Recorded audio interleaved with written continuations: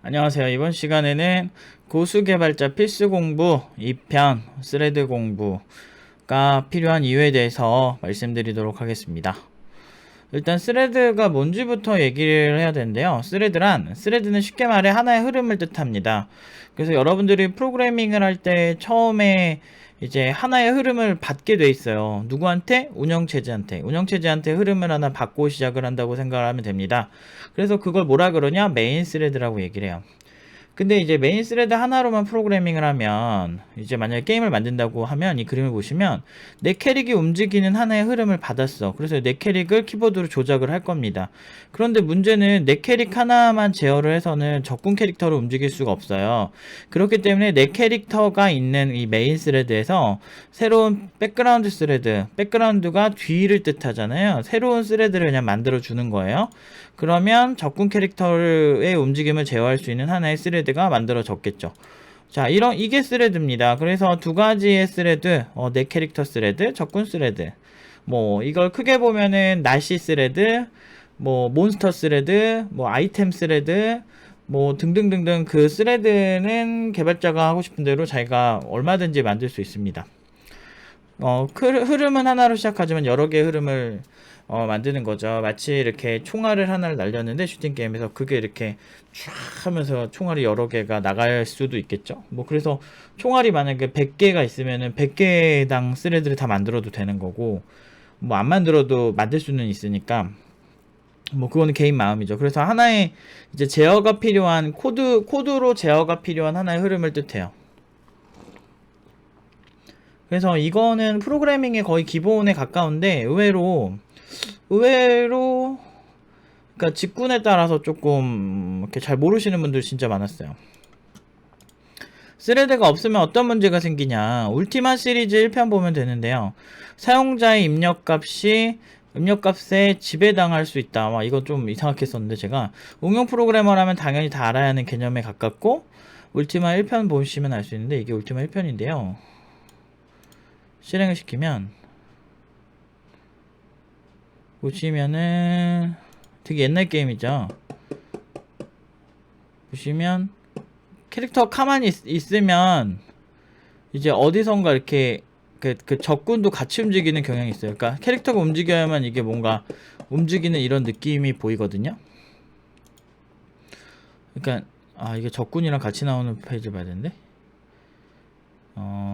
보시면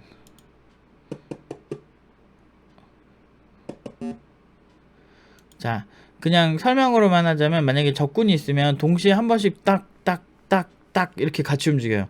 이게 적군이고 이게 캐릭터라고 하면 딱 이런 식으로 움직이거든요.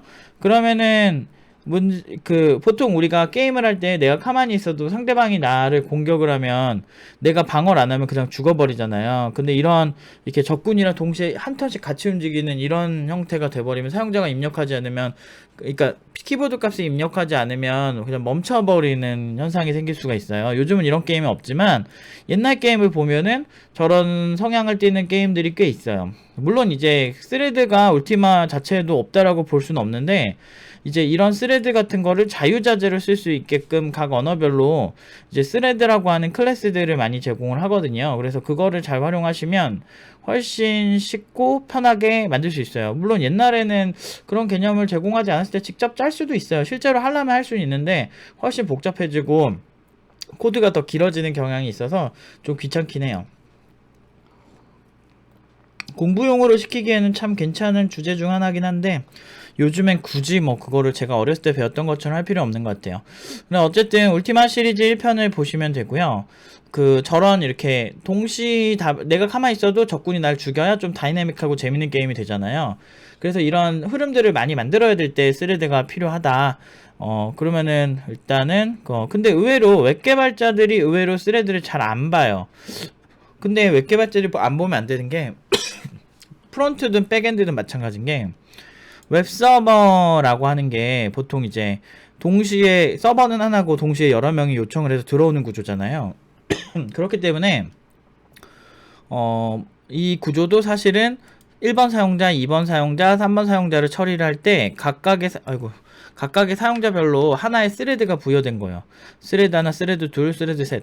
물론 이제 내부적으로 봤을 때 방식에 따라서 스레드 하나가 부여되지 않는 경우도 있지만 고전적으로는 이렇게 스레드가 하나가 부여됐다고 보시면 뭐 무난합니다. 그러면은 최소 지금 3명이 요청을 동시에 줬다면 3개의 스레드가 나온 거거든요. 그래서 이 사람이 로그인 요청하고 이 사람이 지금 회원가입하고 이 사람이 지금 게시판을 보고 있다 라고 하면 각각의 이제 이런 환경을 멀티 스레드 환경이라고 하는데, 멀티 스레드가 기본이야, 웹서버는. 근데 여기 프로그래밍을 하시는 분들이 만약에 스레드의 개념을 잘 모른다면 사실은 이런 사용자별로 이제 처리가 되는, 동시다발적으로 처리되는 메커니즘을 잘 모른다라고 볼 수밖에 없죠. 그러면 DB 서버는 다르냐? 그렇지 않다. DB 서버 또한 똑같이 동시다발적으로 요청을 처리한다. 그렇기 때문에 이런 메커니즘을 이해하려면 아주 프로그래밍 중에서 좀 기본이 되는 프로그래밍 기법 중 하나인 스레드에 대한 이해가 있어야 한다. 이제 요새 뭐 학교도 마찬가지고 웹 프로그래밍 시간이나 이제 또 뭐 일반 학원에서 이제 웹 개발을 배우는 곳들에서 이런 개념을 잘 안 가르쳐 주는 경우가 상당히 많아요. 안 가르쳐 주거나 아니면 잘 못 가르치거나 해가지고, 어쨌든 제가 이렇게 현업에 있을 때 면접을 보면 저런 기본기 자체가 아예 없는 친구들이 꽤 있어요. 이건 사실 고수가 된다기보다는 그냥 개발자라면은 진짜 응용 프로그래머라면 당연히 기본이고, 사실 저는 기본 중에 기본이라고 생각하거든요. 너 고수가 되는 방법을 알려준다더니 도대체 지금 뭐야? 왜 이런 걸 강조해? 라고 얘기하실 수가 있는데, 이런 기본적인 것들에 대한 이해와 공부가 수반이 되어야만 여러분들 진짜 고수가 될 수 있는 거예요. 고수가 어느 날 갑자기 필살기로 고수가 되는 게 아니고, 한 땀 한 땀 그 내공들이 다 디테일이 좋아서 고수가 되는 겁니다. 그래서 진짜 잘하는 개발자들 보면 단단해요. 그리고 기본기가 튼실하고요. 그래서 그런 개발자가 되게 하기 위해서 제가 이런 공부해야 될 포인트들을 찝어 드리는 거예요.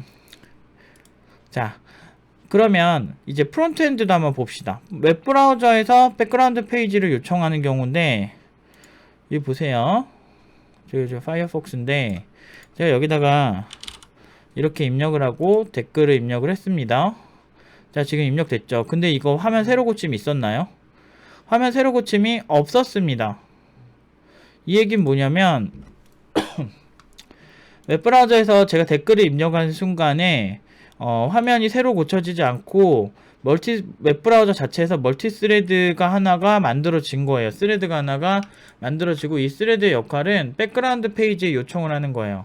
웹브라우저도 사실은 멀티스레드 환경에서 프로그래밍이 되어졌다라고 볼 수 있는 거죠. 그리고 여러분들이 나 프론트엔드 개발자 자바스크립트로 이렇게 에이작스로 제어를 할 때는 다 이런 그 베이스가 깔렸다고 보시면 돼요. 댓글 입력을 할 때 스레드 하나가 만들어졌구나, 멀티 스레드구나. 그럼 이 댓글 입력 페이지는 유튜브에 있는 백그라운드 페이지에서, 백그라운드라고 하는 건 이제 제 포괄적인 개념입니다. 그냥 이제 어떤 페이지가 될지 몰라요. 그냥 댓글 입력을 처리해주는 페이지겠죠. 지금 같은 경우는 그 페이지에서 그 데이터베이스에 값을 넣고 댓글 등록이 제대로 완료되었다고 완료가 되고, 그래서 이제 로딩 후에 화면이 뿅 뜨는 거죠. 그리고 이 부분을 이제 프론트엔드 개발자가 다시 제어해서 바꿔주는 거죠. 이런 식으로. 이건 삭제하겠습니다. 자, 아무튼 이런 식으로 이제 댓글 입력과 댓글 등록 알림이 사실상 웹브라우저라고 하는 하나의 프로그램에서 이제 여러 가지 방향으로 이제 백그라운드 통신을 굉장히 많이 해요. 이거는 멀티스레드와 상당히 유사하다. 그렇기 때문에 이 스레드라는 개념이 없으면 에이작스를 진짜 새로운 기술처럼 바라볼 수 있는데, 저처럼 오래 해온 사람들이나 응용 프로그래머들은 웹 개발을 접할 때 그냥 그러려니 하면서 볼 거예요. 왜냐면 그거의 다른 형태구나. 개발 업계가 나는 웹 개발자야, 나는 무슨 개발자, 이런 식으로 나누는 경향이 있는데 사실 그게 의미가 없어요. 나중에 가면. 그래서 다 기본적인 틀이나 기본적인 큰 흐름은 비슷해요. 팀노바 커리큘럼 여러 개 섞어 쓴다고 독특하다, 좀 이상하다, 막 이렇게 생각하시는 분들이 있는데, 그거는 이제 전형적인 이제 초보자들, 아무것도 모르는 사람한테 나 웹개발자니까 웹개발 테크닉만 알려줘 라고 하는 고객의 니즈에만 충실하려고 하는 그런 교육기관인데, 그거는 장기적으로 여러분들한테 좋지 않다. 왜냐면 이게 베이스에 깔린 다음에 그 단가반으로 이렇게 하는 거는 사실 그냥 진짜 자본주의에서 가장 되게 낮은 레이어로밖에 갈 수가 없어요. 왜냐면은 그 위에 이제 이런 코어적인 것들이 기반이 돼야 되는데 이거 다 따로 여러분 혼자 공부하시려면 사실 전공 4년 하시던지 뭐 이렇게 아니면 진짜 막 이악 물고 진짜 어떻게든 센스가 또 있어야 돼. 그렇게 한 수밖에 없거든. 근데 저처럼 오래 한 사람들은 이런 거 그냥 다 눈에 보인단 말이에요. 오래 한다기보다는 좀 오래 한다고 잘하는 것도 아니에요. 막 20년, 30년인데 진짜 개발 못한 개발자 너무 많거든. 근데 그런 것보다 그냥 열심히 한 사람들은 다 눈에 보여요, 이런 게. 그리고 실제로 개발, 웹브라우저 개발 원리나 웹브라우저가 어떻게 이걸 처리하는지를 보시면, 아, 플랫폼을 나누는 게 의미가 없구나라는 생각이 드세요. 그렇기 때문에 팀노바의 교육 방식이 굉장히 이제 되게 이제 다양하게 이제 가르치는 거예요. 어쩔 수 없어요. 고수를 만들려면 그 방법밖에 없거든요. 장기적으로 보면 서버든 클라우드든 기본은 컴퓨터이고 컴퓨터는 운영체제에 의해 관리됩니다. 운영체제의 스케줄링 메커니즘과 자원관리 흐름을 이해하는 데 매우 유리해질 수가 있어요.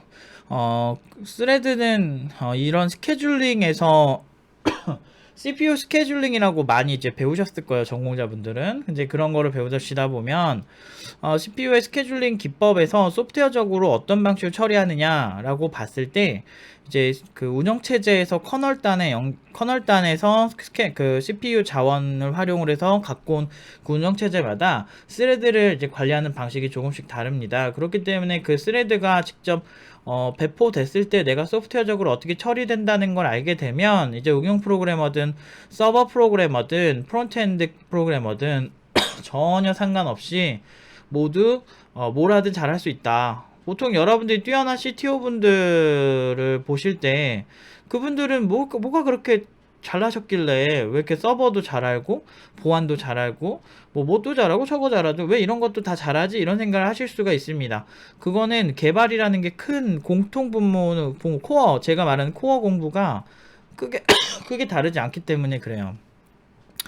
어쨌든 스레드를 이해하시는데 이제 이거 공부하는 방법을 알려드리자면 뭐 자바나 뭐 여러 프로그래밍 보면 그냥 스레드라고 치시면 스레드 챕터가 나와요. 그런데 바로 스레드까지 가시면 조금 힘들고 어느 정도 프로그래밍 공부하시다가 이제 나름대로 프로그래밍에서는 고급 레벨이거든요. 그 스레드가 프로그래밍 언어 공부에선. 그렇기 때문에 스레드까지 갈 만큼 언어 공부를 하신 다음에 그 다음에 스레드를 추가해 주시는 방법이 좋을 것 같아요. 언어는 상관없습니다. 저한테 어떤 언어를 절대적으로 써야 된다라고 하면은 저한테 욕먹습니다. 왜냐 진짜 절대적으로 나중에 저는 쪽팔리지 않을 영상을 만들려고 노력을 하고 있는데 어떤 언어를 맹신하시는 거 정말 위험해요. 그리고 그렇게 맹신하시는 분들 치고 저는 그렇게 제대로 된 분 거의 못 봤거든요. 실제로 얘기해보면은 너무 종교적 신념이 강하신 것 같아가지고 저는 좀 안 맞더라고요. 어쨌든 실제로 제가 뭐 언어에 관련해서 여러 컨텐츠를 만들었으니까 그거 확인해보시면 되고, 자 여기까지 이제 했으니까 여러분들 이제 뭐 해야 되겠어요? 이제 이걸 공부할 수 있게 언어 공부하신 다음에 스레드를 살포시 추가해 주시라.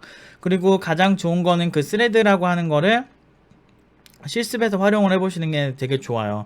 뭐 이렇게 너무 이론적인 것만 많이 보지 마시고 내 프로그램에서 그냥 작은 도전 하나씩 하시면은 좋을 것 같습니다. 이거는 그 기본이고요. 이제 스레드가 공부가 끝나시면 스레드도 단일 스레드고 스레드 풀이라는 게 존재해요. 그리고 이제 스레드가 변형된 스레드들이 상당히 많거든요.